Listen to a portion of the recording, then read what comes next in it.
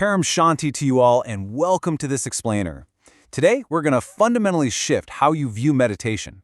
We are totally moving away from the idea of just finding some temporary relief, and we're stepping right into the realm of supreme peace. Because look, if you've ever felt like your daily practice just kind of hits a ceiling, or you're wondering what the ultimate goal of all that sitting and breathing actually is, you are in exactly the right place. We're going to unpack ancient wisdom that takes us from merely managing our stress to literally transforming our existence. So let's jump right into this by asking a deeply personal question. What does meditation actually mean to you? Take a second to evaluate your own daily practice and your preconceived notions. Are you just trying to de-stress after a chaotic day at work? Are you trying to force your brain to shut off so you can finally get some sleep? Or maybe it's just a quick 10-minute routine squeezed between your morning coffee and the commute. Whatever it is, hold on to your answer, because we are about to challenge exactly what we've been conditioned to expect from our quiet time and ask ourselves if we've been settling for just a fraction of what this practice really offers. Section 1. The Modern Meditation Myth. Okay, when most people think of meditation today, a very specific, standardized routine usually comes to mind, right? It involves closing your eyes, fighting tooth and nail to make your mind go completely blank, strict breathing exercises, body scans, or maybe popping on some guided relaxations. We've been conditioned by our incredibly fast-paced modern lifestyle to view these techniques as the ultimate goal. We all just want a quick fix for our burnout. And while these practices absolutely have value, they're fantastic for calming anxiety and bringing some temporary order to a chaotic day, the original Sanatan tradition views them entirely differently. They really aren't the whole picture. In fact, within the broader scope of spiritual evolution, they're literally just the warm-up. Section 2. Doorway versus the destination. So think of mindfulness as a technique. It calms the mind, releases stress, and gives you some temporary relief. It is essentially the doorway. But real meditation, what the ancient scriptures call samadhi, is a whole different ballgame. This isn't just about managing your daily stress or bouncing back from a hard week. It is a profound state of thoughtlessness with absolutely no agitation. It is pure awareness, resting completely in itself, which is what actually provides lasting, unbreakable peace. That is the true destination. And the danger of our modern approach is that it often leaves us standing right in the doorway, admiring the entrance, without ever actually walking into the room to experience the depth of what's inside. The ancient Sanatan Yog path doesn't just stop at calming your mind so you can get through a tough Tuesday. It pushes significantly further by asking these incredibly profound introspective questions. Who is meditating? Who is actually observing the breath? Who is the one inside this body? Instead of just sitting back and watching your thoughts flow by like traffic on a highway, you are actively challenged to find the observer. It's a huge shift from just looking at the external symptoms of the mind to investigating the absolute core of your existence. And this precise line of questioning is what bypasses the busy mind and leads us directly to the soul. Section 3. The True Meaning of Yog. When we look at the original word for meditation, yog, we see it carries this massive historical and spiritual weight that honestly gets completely lost in translation today. It does not mean twisting yourself into a difficult physical posture, it doesn't mean just breathing in a specific rhythm, and it is definitely not just sitting still for the sake of being still.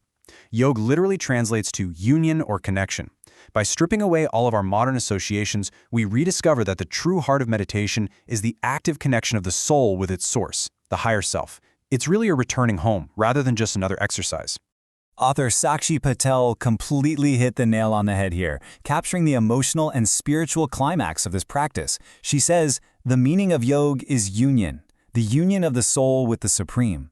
This single sentence is a real game changer. It completely transforms meditation from a solitary, isolated activity into an active, profound relationship. You aren't just sitting alone in a quiet room trying to fix yourself, you're engaging in the absolute highest form of connection. You're reconnecting with something vastly larger than our everyday anxieties, our schedules, and our fleeting emotions. Section 4. Introduction to Paramshanti Yog. Now, the key concept we really need to focus on to understand this destination is Paramshanti. This translates directly to the absolute highest level of consciousness and the supreme state of chitta, representing ultimate absolute peace. We're not talking about a fleeting feeling of calm here. Every major scripture speaks of this state as the absolute pinnacle of human realization, and Bapuji uses the deep foundation of Sanatan knowledge to teach us how to actually reach it. Through his own personal experience, he proves that this supreme state of chitta isn't just some theoretical philosophy or an unattainable myth. It is a tangible destination that is totally accessible to a dedicated practitioner. Let's break down how this journey actually builds, step by step, creating a crystal clear roadmap. Step 1. We use our breath and posture purely as preparatory tools to calm the mind and settle the daily noise.